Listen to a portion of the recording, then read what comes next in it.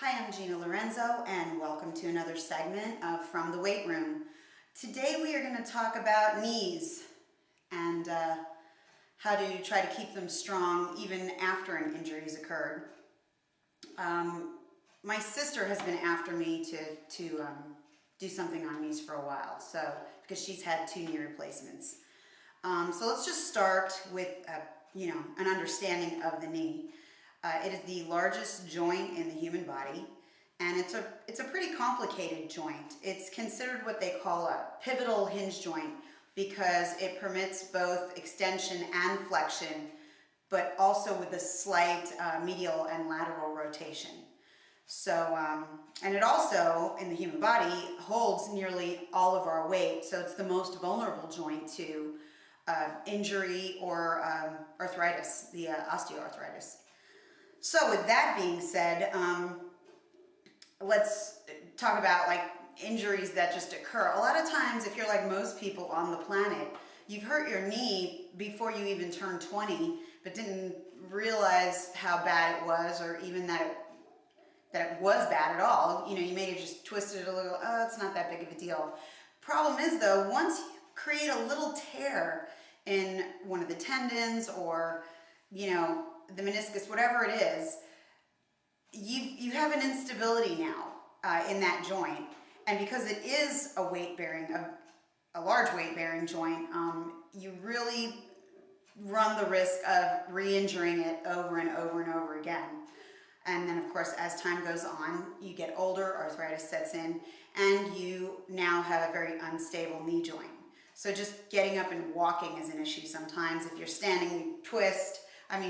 I've done that myself, where I've had knee injuries, and so sometimes I'll just stand up and, turn, take a step even, and I'll get a little pop or a twinge, and I'm just like, ugh. And yes, should I have had knee surgeries by now? Yes, absolutely. I've been told that I should have had knee surgeries by now, but I have not, because I am putting it off. That's a choice that you have. I choose to try and strengthen them on my own without the surgery. Surgery is definitely going to be a last resort for me. But I understand, why people get surgery. There comes a point where you have to get surgery. So, especially if your quality of life is being severely compromised. With me being a cyclist and a fitness person, as soon as it becomes that big of a problem for me, I'm going to have to get it taken care of. But in the meantime, I would like to show you a few exercises that I like to do, even right after I've injured myself. Of course, after the whole, leg up, ice, and and stuff like that. Once I'm able to start strengthening again, I start with isometric exercises. And I'm just going to show you a few of those right now. You can sit or you can lay down, and all you do is lift the leg and you just extend and hold, and you can just lift higher if you want. It'll add a little bit more tightness to your quadricep. You definitely want to strengthen the quadricep and the hamstring muscles to help keep your knees strong and protected.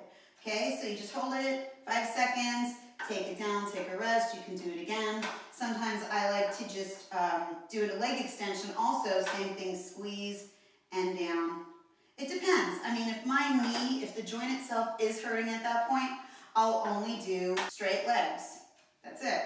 Another thing that you could do is deadlifts, and I'm just going to grab this here in case you have a problem with balance. You can always hold on to the back of a chair or a body bar.